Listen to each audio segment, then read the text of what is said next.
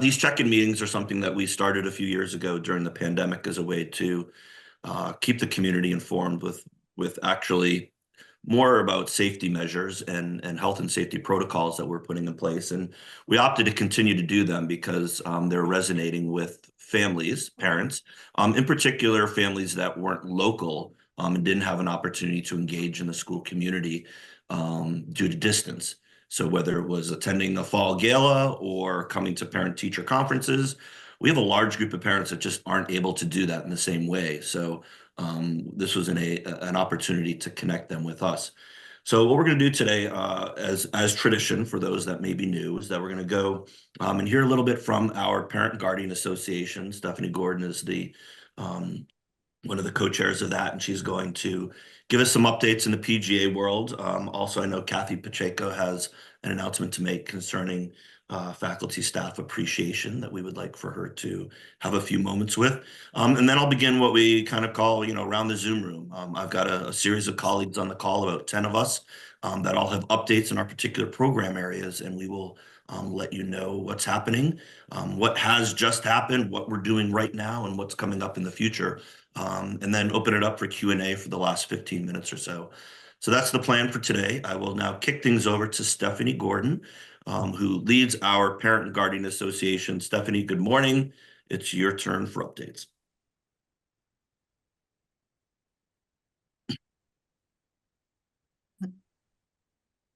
Hi, and good morning. I am going to just say, it says that my internet connection is poor, so Kate is on the ready if nobody can hear me. I'm Stephanie Gordon, and I'm the parent of Grayson Gordon, who is a senior this year. And on behalf of me and my co-chair, Susan McConaughey, whose son Zane is also a senior, we hope that you are all having a really great start to the new year, 2025, which is obviously the year of our kids' graduation, for which we're very excited about. We just want to share two upcoming events that we hope that you guys will put on your calendar and get ready for. The first one is Thursday, February 13th at 6 p.m.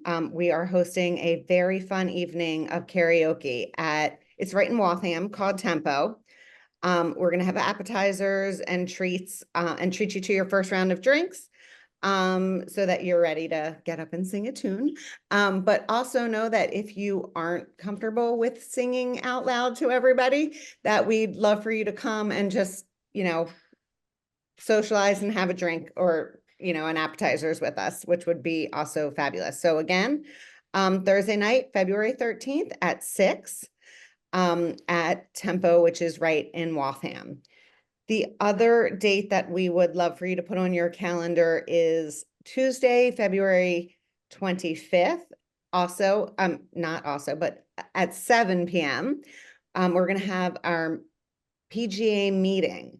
It's going to be on Zoom because we found that that's the best time for people. So we hope that you'll join us again on Tuesday, February 25th at 7.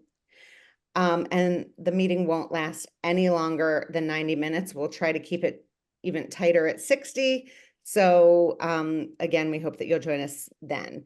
I'm hoping that Kathy has already made it to the meeting. I can't really see everyone that's on here, but I want to, awesome. I want to turn it over now to Kathy Pacheco, who once again is co-chairing our Teacher Staff Appreciation Committee this year. Kathy has been doing this for 4 years since her son has been a freshman, and we really appreciate her working on this committee. We're so lucky and grateful for her efforts. Kathy, do you want to just take it from here? Thanks, guys. Sure. Thank you, Stephanie. I am the parent of Sam, who is also a 12th grader. What we are doing is the PGA puts together an effort so that we can recognize all the teachers and staff at Chapel Hill Chauncey Hall for all the work they do to support our students. Teacher Appreciation Week comes up in May.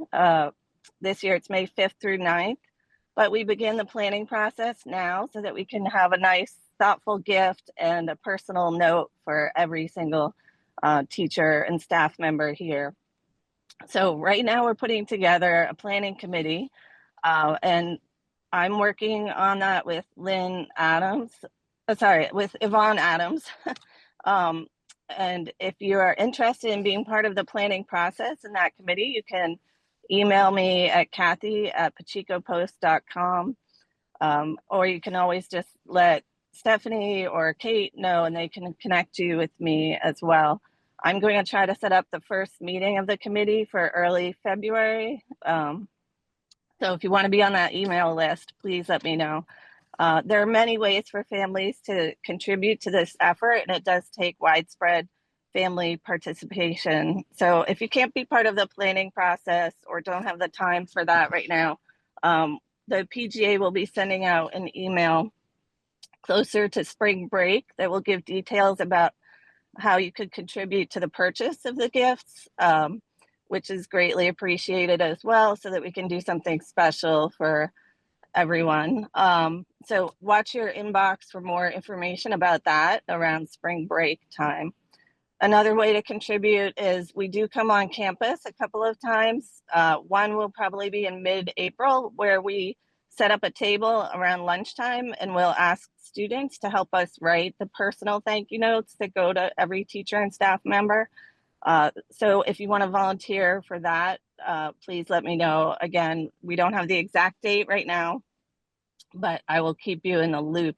And if you can't help with that, just please encourage your students at that time to help when they see us there, to write the note. So we'll remind everyone about that when it's closer to the time. And the last thing is we do gather as a group on campus to put everything together a day or two before we deliver it over to the school. So we get everything to look nice. We make sure everyone has a note with the package. And then we hand it off to Stephanie Daniels. And I also just want to take a minute to express appreciation for the school lending us some space and all the coordination efforts that Kate Nichols and Stephanie Daniels help us with, as well as folks behind the scenes from facilities and so on, setting up the table. So it really is a coordinated effort, and any way that you can contribute is appreciated, and you can join that effort at any time in the process. So if you have interest, please let me know. Kathy@pachecopost.com. Thank you, everyone. Great. Thank you so much, Kathy, as always. I cannot tell you in words how much it means to our faculty and staff at the end of the year to get these gifts. It's a long, both exhilarating and exhausting journey through the school year, but to finish with these treats, these gifts of appreciation from our parents and guardians really does mean a lot. So thank you, thank you, thank you, and thank you. Stephanie, I'm assuming that you're all set, right? Okay, great. So yeah, we're going to change gears a little bit. One of the things that we like to do is kind of go around the Zoom room with members of the senior administrative team, give you updates on what's happening. Right now, I'm doing a lot of prep and planning for our next board meeting. It's our third of 5 board meetings during the year. It's coming up in about 2 weeks. The major piece of that is presenting our proposed first draft budget for next year. So for the 25-26 school year, this is a major undertaking, of course, is to craft a budget to be presented to the board for approval. Every fall, we then go back and we revise that budget and tweak it slightly based on how our enrollment then plays out over the spring and the summer. So that process really begins right now. So that's one piece that's on my plate. Another actually exciting piece today, should be arriving on campus 10 minutes ago, about 20 educators from mainland China, the Tsinghua Education Group. They arrived in America on Sunday, and they are spending the week touring lots of different schools in the Boston area. And today they are visiting with us, and they are visiting classes. They are engaging in observation of our student life activities, celebrating MLK Jr.'s legacy. They are going to be at assembly. We're going to have an opportunity with our curriculum committee, time with them, and then a professional development opportunity at the end of the day to look at how we think about Howard Gardner's theory of multiple intelligences, and then we apply that into our differentiated instruction, our differentiated learning here at CHCH. And This afternoon, we'll have a professional development that'll integrate both our educators and these educators. And it really is an exciting opportunity for us. So that's just something that's, happening on the side here today that you probably hadn't heard about or known about, but it really is a great opportunity. As you know, we're a pretty global community. We've got this year we have 45 international students from 24 different countries. And that's a pretty rich, robust group of students that have lots of different cultural perspectives. And this is another example of us making sure that our educators, as well as our students, are connecting in a global way and having much more cosmopolitan view on education and how we need to think about the entire whole children as we do our education. So those are a couple of things that are on my plate right now. Normally, I'd be kicking it over to Gwen Pajasic right now, our CFO. Our plans is that Gwen was going to be coming to us live from the construction site for a new teaching and learning facility. And she's not there this morning. And it's not because it's so cold. She actually is home ill. So I thought about going out there and doing this live on scene remote. And then I thought again and said, it's just too cold. I'm not going to do that. But one of the pieces that Gwen as CFO has been overseeing, not just the budget presentation for next year's budget, but is this incredible teaching and learning facility that we are building. The framing is done. Some of the windows are going in. They're doing the outfitting of like all the conduits for electricity and plumbing. We are looking to open that in the spring, the late spring, right before or at graduation. And it will be fully operational and functional this summer and for next year.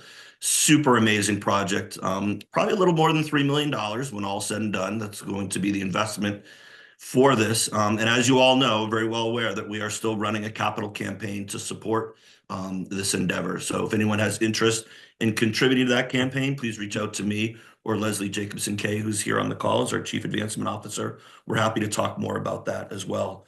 But Gwen's been doing a great job in oversight with Delphi, our construction company, and Venaria doing our site work, which has been incredibly challenging because of neighboring wetlands and water mitigation challenges for us. And then our local architect as well. So that building project, we are seeing the end soon, which is really fantastic. All right, from there, I'm going to kick things over to Josh. Josh is as assistant head. Is going to introduce himself, even though I just did, and then tell you a little bit about some of the things that are happening in his neck of the woods. Josh. Good morning, everybody. As Lance said, I'm Josh Bubar. For those of you that don't know me, I'm the assistant head of school here, which means that everything that happens in this the life of an upper school student is kind of under my umbrella. I just want to talk briefly about spring session. I believe at this point, all of you and all of your students, if you are on a spring session roster, should have heard from the spring session leader. It's just an introductory email. More details from those folks will be forthcoming. If as a parent you have not heard yet, please shoot me a quick email and I'll make sure that someone gets in touch with you. Or it may mean I do have literally a small handful of folks who haven't yet signed up. So maybe you're one of those folks and we can connect about that.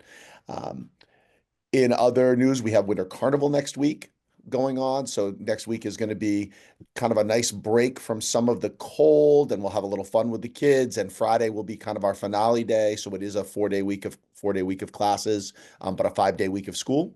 And then we'll kind of get into the grind of the last 4 weeks of the trimester. One of the things we talk to the students about is the winter can be really long, break it up. We have a 3-week chunk prior to winter break. Now we have this 4-week chunk that includes Winter Carnival. And then we've got kind of the last bit of the trimester where we really want students digging in. We'll have, of course, lots of final projects and things like that going on, as well as some exhibitions in the last week of classes there in the last week of February. So once we get past Winter Carnival, it'll be kind of dig in academically and get things done, and we'll go from there. Great, thank you. And as Kelly dropped in the chat, this is, as Josh mentioned, an upper school spring session program. Kelly and her team in the middle school, they designed a separate experience for the middle schoolers, and more information will be coming out soon on that. All right, let me kick it over to our dear friend, Ben Riggs. Ben. Thanks, Lance. Good morning, everyone. I want to talk a little bit about our Distinguished Scholar Program this morning. if you're a parent of a 10th grade student, you received an email from Sarah Masucci last month, kind of overviewing the program. And Sarah also met with our 10th graders in a class meeting and spoke with them about the program as well. Our Distinguished Scholar Program is an opportunity for students to take a deeper dive in an area of passion or interest that really dovetails with their academic pursuits here at Chapel Hill. So that could include outside coursework for credit in the summertime or some other downtime in the school year. It could be other enrichment opportunities and opportunities for service learning. So we begin those conversations in the 10th grade year, and then in the 11th grade year, students begin that work in earnest, looking for those outside opportunities. So we like to preview that with 10th grade students in the winter time so they can begin having conversations at home and with their trusted adults here on campus. If you have kind of follow-up questions about that process, please don't hesitate to reach out to us. Encourage your student to speak with their academic advisor, with a trusted teacher or a teacher in an area of interest, and they will help guide them through that process. It's a great opportunity for students to really differentiate their learning and pursue areas that they're really passionate and interested in. So if you do have questions about that, about the program, please reach out to me. I'm happy to help direct you to the right program area, to the right department chair, and encourage your student through conversation at home to talk with their teachers, to talk with their advisors. We really want this to be a student-driven process, but we're happy to kind of help guide your students at home in that process. Great. Thank you, Ben. Kelly. Good morning, everyone from middle school. I'm Kelly Walsh. I wanted to share one update about middle school and then a broader community request. First, middle school is having a great winter, and our 8th graders are just getting started learning about 9th grade. Some of them are visiting classes this week, and others will do so next week. We had a great little moving up information night for parents. So if any 8th grade parents want to know more about 9th grade, please don't hesitate to reach out to me or to Ben or Sarah, who are on the call today. My community request, you may have seen in the newsletter occasionally since the beginning of the year, I am recruiting women for our Women's History Month presentations. On March 20th in the morning around 10:30, we will have our student life block celebrating Women's History Month. And we're looking to put together a panel, but everyone will be working separately. A group of at least 12 women in different fields who can come and share their experiences with a small group of students. While Zoom is a possibility, I would prefer to have as many folks in person as possible. And if you know of someone or you yourself would be interested in presenting, very low stakes, very casual presentation, please reach out to me and let me know, and I can put you on our roster. Thank you. Great. Thank you, Kelly. Much appreciated. Catherine. Good morning, everyone. It's good to see you all. My internet is also unstable, so if I glitch out, I apologize in advance. We are really busy over here in Peebles Hall, the admissions office. We have had a record number of interviews and applications this year, and I just wanted to take the opportunity to thank all of you in the audience, because a lot of those students who came through for our interviews and applications have been referred by current families. So we know how hard you work to talk about Chapel Hill out in your communities, and we really appreciate that, because it means a lot to us to have the families of our community supporting those prospective students. So thank you so much. And then finally, we're about to embark on re-enrollment season. So every student should be receiving a re-enrollment contract by February 1st. So if you have any questions about the re-enrollment process, but those will be trickling in over the course of the next couple weeks, please do feel free to reach out to me directly or anyone in my office, and we'd be happy to discuss re-enrollment with you. But look out for that, and thank you so much for your continued participation with our office. That's great. Thank you, Catherine. Neil Hagan. Good morning, everybody. For those of you who don't know me, my name is Neil Hagan. I am our Director of Counseling and Wellness.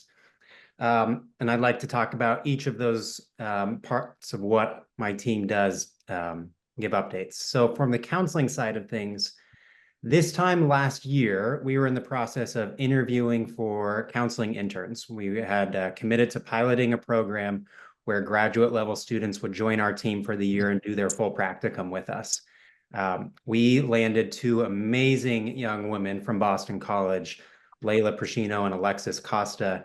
They have been a fantastic addition to our team, to our community. They have allowed us to even further expand the amount of clinical support we can offer our community and our students. It's been a huge success. So we're going to continue with that. We have right now a really impressive group of applicants for next year's internship. We've expanded from beyond Boston College, so we have a few doctoral students applying from William and James.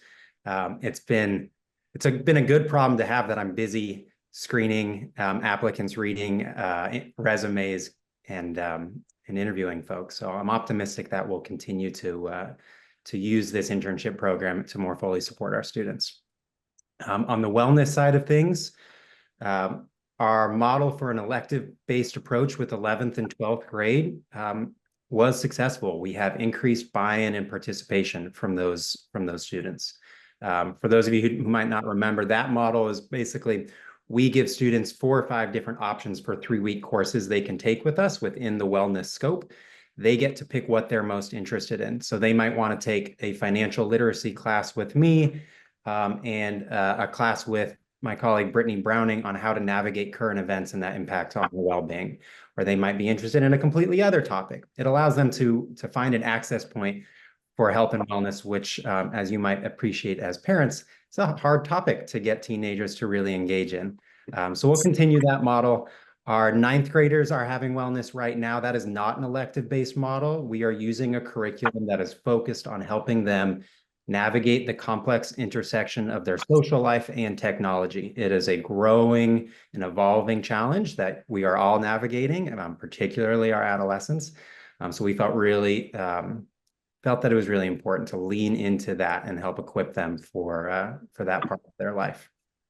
And then we'll finish with 10th grade in the spring. And that'll be a hybrid. That'll be half standard curriculum, and then we'll introduce the elective-based model to them, which they will see in 11th and 12th grade. Great. Thank you so much, Neil. And Neil's program, both the physical and mental health and wellness support for our students, continues to expand and grow. And a lot of that has come directly from the support that you as a parent body have given us, particularly through some of our fundraising efforts in the fall gala. I just want you to know that those investments, we hear you, and we're continuing to add additional supports as we identify their needs. So again, thank you for that. Let's go over to Nikki, and then we'll go over to Sarah Masucci after that, and then wrap up with Leslie. Nikki? Hi, everyone. Good morning. I'm Nikki, the Director of Diversity, Equity, and Inclusion here at CHCH. I apologize for my voice. I'm still getting over a sinus infection, so I sound awful, and I'm really sorry. Wanted to let you know that this weekend we had a hugely successful MLK dinner. Our Flick community staff designed a menu based off of MLK's favorite meals from his favorite restaurant.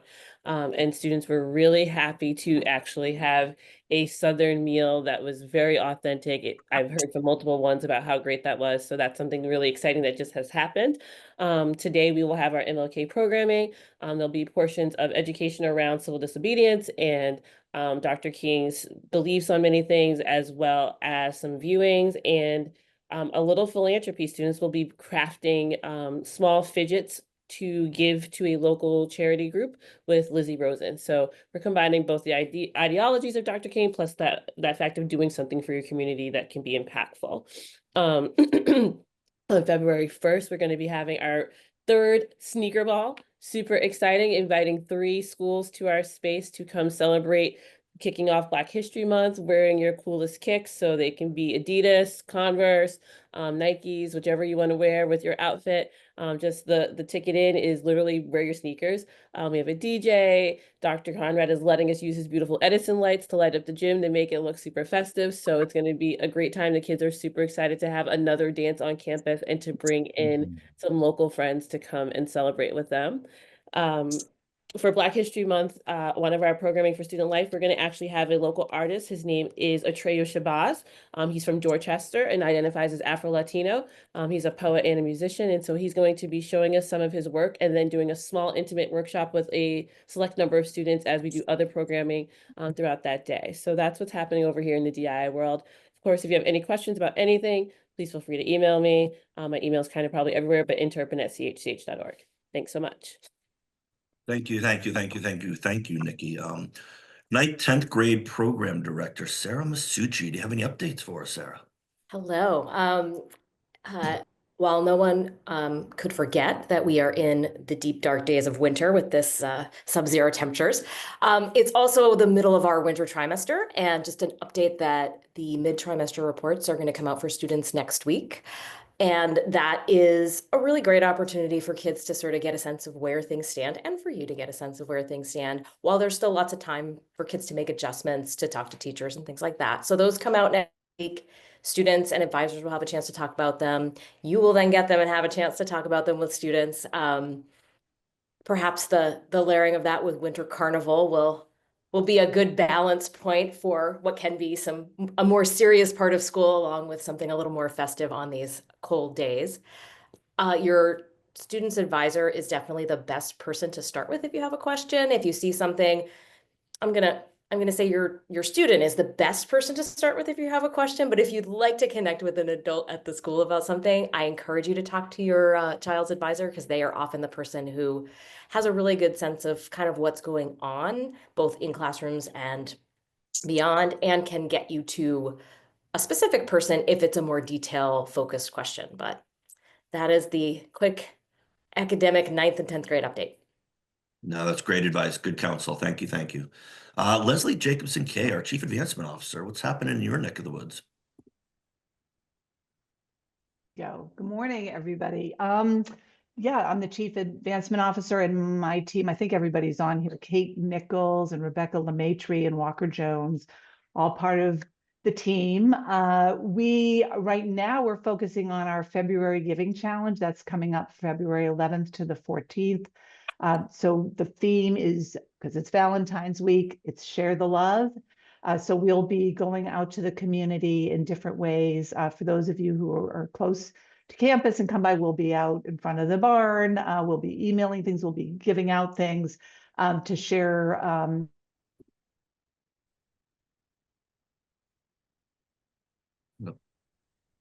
She froze with me. Is that true with you all? Okay. Well, Kate, do you want to deliver? I've got a list of her updates, but Kate, do you want to pick up where she left off? Oh, there she is. I'm happy to jump in. I'm back. I'm back. Can you hear me now? Yeah, if I go out ahead. again, Keep yes, going. Kate, please jump in. If I go out again, I apologize. All right. So we have the February Giving Challenge coming. It is a participation challenge. So we're engaging the whole community, parents, students, faculty, staff, grandparents, alumni, trustees, board of advisors, everybody. It is about the number of gifts that we receive, not the amount, not the dollar amount. Our goal is 197 gifts, which aligns with how old the school is. The original Chauncey Hall School was built and was started in 1828. So we are 197 years old. So we're aiming for that, for the number of gifts. So you'll hear more about that, lots of energy around that. Also looking into the warmer weather, looking ahead to May 12th, we have our Charger Classic. So that's a day of golf. It's Monday, May 12th. It's a day of golf. You can do golf, you can do pickleball, or you can just come to the reception during the evening. It should be a lot of fun. Also, I just want to highlight our Young Alumni Program, especially for those of you who are senior parents. We have a really robust Young Alumni Program that we've been building. We had a New York event. We had a recent event in Back Bay at a Lucky Strike that was really successful. And we're really building that program so that when your students go off to college or to whatever their next phase is, that they have us here as a community here to support them and keep them as part of the community. So we're really excited about that. That's kind of it. Kate, did I miss anything? Anything you wanted to add? The only thing I would say is just on the heels of the alumni is we've also been harnessing the parents of our young alumni. And we had a really successful activity earlier this fall where we welcomed the parents of the class of 2024 to make care packages for their students, just to let them know that we as a school were thinking of them.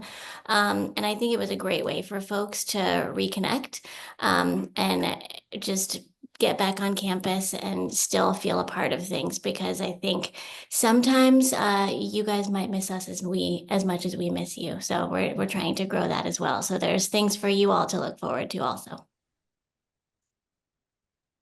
No, thank you. Thank you both.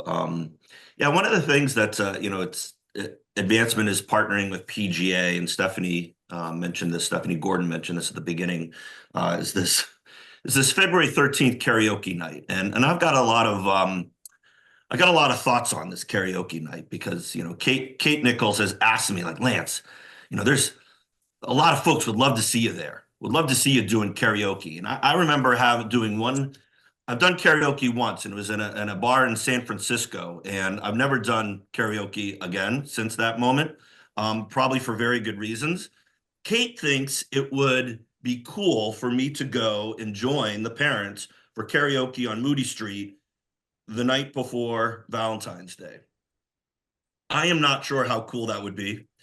Certainly it would be humbling for me in many different ways if I were to get up and sing. But I'm certainly willing to do that. But I also know that sometimes parents don't want the head of school around when they're doing something like karaoke as well. So I'm gonna let you talk amongst yourselves, not now, but Stephanie Gordon, I want to hear back from you directly on whether, and Susan McConaughey, as co-chairs of the PGA, whether you want me there or not. I got a hold on my calendar. I told my wife we're not doing a pre-Valentine's dinner the night before because I might be doing karaoke. I know that she would never, ever join me for this, but I have no problem making a little bit of a fool of myself. I do it almost every day. So Stephanie, keep asking around. Susan, keep asking around. If you want me there, I'll come and make an appearance and I'll figure out what that song is going to be. But if you don't, that's fine. I'm happy to, I know where I'm not wanted, and that's okay. I'm cool with that. I'm cool with that. So give that some thought, and let's now segue into our Q&A period. So some of you are very comfortable asking questions through the video chat. Some of you might want to use the actual side chat and post your questions. I see Nikki just dropped something in there. Thanks, Nikki. If you have questions, now's a great time to ask. If we can give you time back today, that's great. We can certainly take as much time up till 9:30 as you'd like. So for anyone on my team, follow-up questions or new questions, topics that we haven't covered, we'd be happy to enlighten.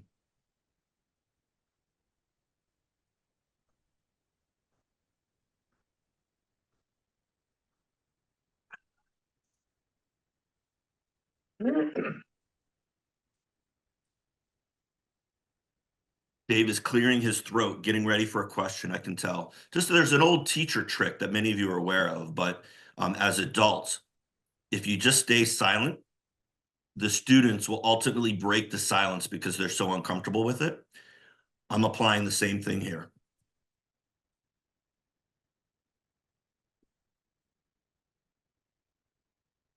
Actually, that was me dropping my phone in the kitchen, not clearing my throat. But hey, Has to be Lance, something.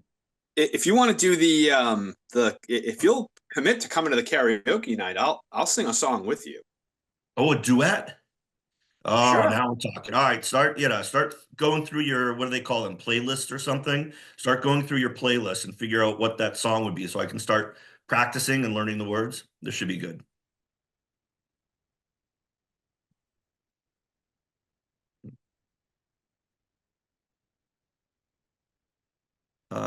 Oh yeah, so Dana asked a question in the chat about who she should speak with about the women's event in March. That's Kelly Walsh. So Kelly's the head of our middle school. She's coordinating this event, pulling in lots of different women from lots of different professional areas that will create a wonderful mosaic of opportunities for our kids to engage in. So Kelly Walsh, that's kwalsh@chch.org. Kelly, I don't know if you want to say anything more. No, I was just putting my email in the chat, so I'll come finish that. Good. Grace, are there other opportunities for parent-teacher conferences in the spring? Josh, can you address that, or Ben or Sarah? Sure. Yeah, we will have parent conferences in the spring. They will be with advisors, and typically with students. We really like to include students in the spring. We started doing that last year. It was pretty valuable. They'll be longer conferences, and so they'll be there to kind of review how the year has gone, hopefully for the student to highlight real strengths that they've displayed, and then think about areas for growth going forward. So yep, those will happen. It will be different than the fall. So it won't be scheduling individual meetings with each of your child's teachers. It'll be with the advisor and kind of a little more holistic in nature. Great, thank you from Grace. Thank you, Grace. Good question, good question. Spring Conference Day, April 9th. Thank you, Ben. Other questions, either in the chat or live? Beatrice, from Uganda. Yeah.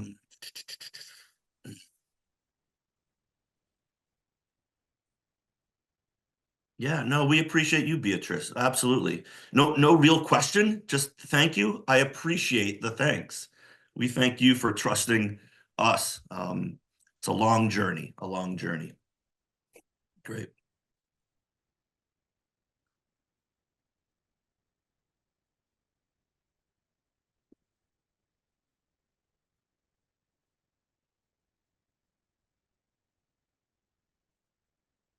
Yes, wonderful time of year. Yeah, commencement will be that final this year. It's the final Saturday in May. The final Saturday in May is our commencement or graduation, the 197th, of course.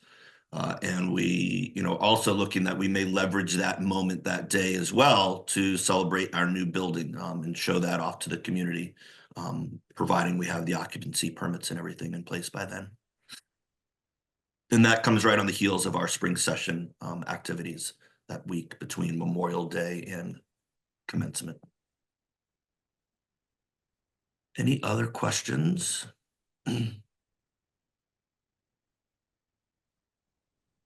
Next year's academic calendar. That is a timely question, Carolyn, because just 48 hours ago, one Stephanie Daniels, who works side by side with me, put out version 1 of our first initial draft of next year's academic calendar. We are now knee deep in the careful review of the calendar, making sure that every single person in our teaching world and our faculty admin world that needs to have say in the calendar does. For instance, we need to run it by the visual and performing arts departments. They can get their their art shows and theatrical productions and music events all into that calendar as well. So it'll take us a couple of weeks before we're ready to contemplate disseminating it. But I know it's a great question because I just asked the same question of my daughter's principal as well. When's next year's calendar coming out? Because for planning purposes, we try to get it out as early as we can, particularly for our international students, so they can plan their flights. It's really important to know kind of when we come back. We do anticipate that the year will start in the same cadence that it did this past year. So that would mean on Labor Day weekend in early September, that would be the arrival time for first our RAs. And that would happen on the Sunday, and then on Monday would be our, and I guess international students is on that Sunday, and then the Monday would be our domestic boarding students. And then the day after Labor Day would be our registration day for all students. So that's how we've been rolling in the last couple of years, making small tweaks to that, but that seems to be working. So I would bank on that being our startup. But let us keep working through the rest of the months to make sure that we get all the events in there. And then, of course, we always ask your forgiveness when we need to make alterations to the calendar during the course of the year because things come up. That always happens. So good question. Be patient. It is coming out soon. All right. Are tickets for the winter musical available? Not yet, Dave, but they will be. And they're going to be a hot commodity. Everybody's talking about Mamma Mia. It is going to be a great show. I think the biggest challenge perhaps for Rebecca Lacoste and her team is to make sure that we've got the right number of shows for the right number of people that want to see it.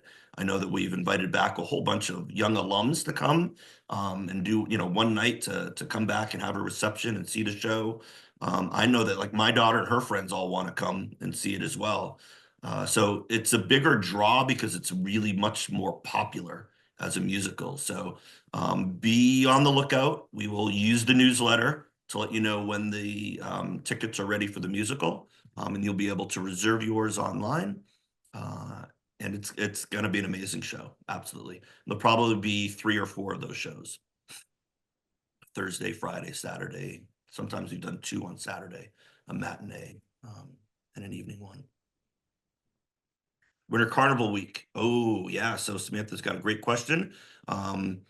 Would anybody like to walk through the plans for Winter Carnival next week? I don't want to do all the talking. I've been working with Anna on the roster, so I'm happy to share a little bit. So every student filled out a survey to select their first, second, and third choices for a range of activities, from games in the gym to yoga, to a Kung Fu workshop, to an art banner, to knitting. And each of those activities will meet for a little more than an hour on Monday, Tuesday, Wednesday, and Thursday mornings in the middle of the morning. So we do adjust our schedule a little bit. And within those activities, students are placed on 7 different teams. And so you will gather first on Monday with everyone on your team and then split into your activities.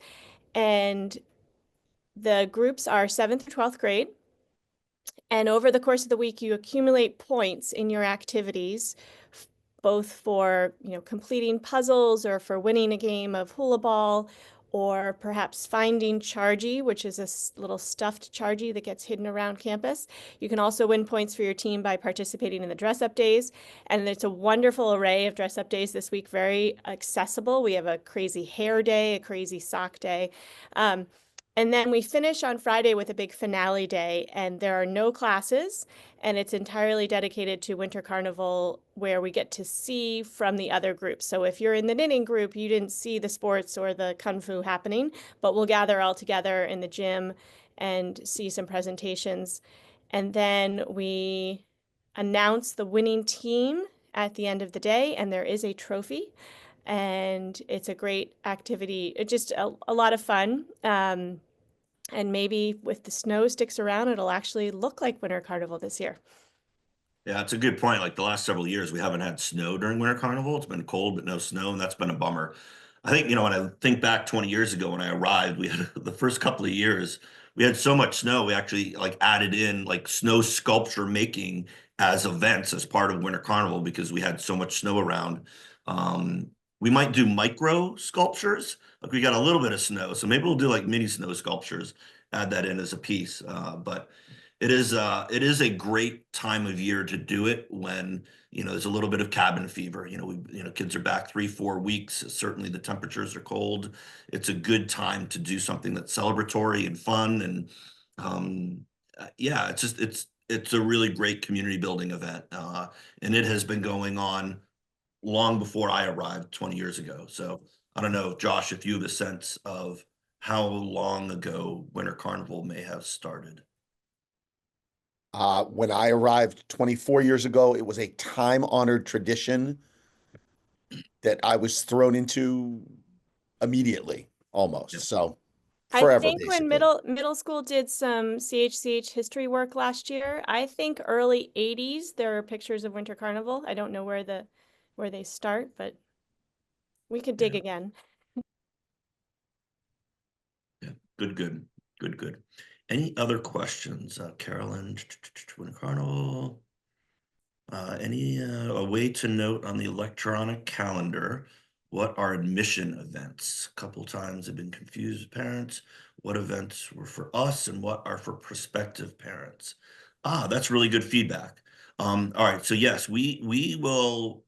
I'm making sure that Stephanie Daniels, Michael Safey, Catherine Saunders, all kind of yeah, let's make sure that we're really bifurcating those events that are designed for our current parent community versus those that are being designed for prospective parents.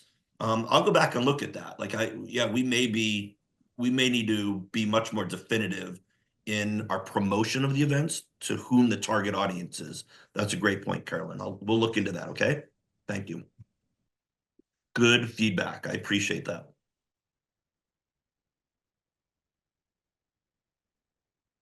Any other questions or comments?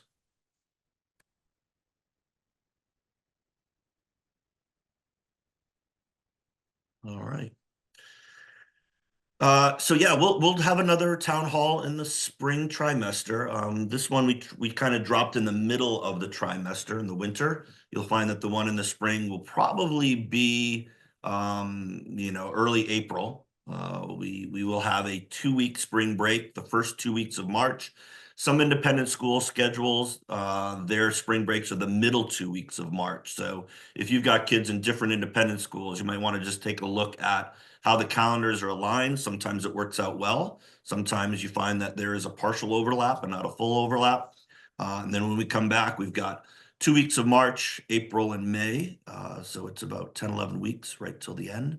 And we'll do another town hall in early April that will kind of help wrap up the school year for us. The end of the year, there are a lot of events. Just to give you a heads up, there are a lot of events that are happening in the month of May as we close out the school year. So you want to be attuned to your calendars. All right. With that, I want to thank everyone for joining us today. We're going to give you a little bit of time back, 10 minutes back. I appreciate you. We appreciate you. Stay safe. Hopefully the warmer temperatures are coming this weekend.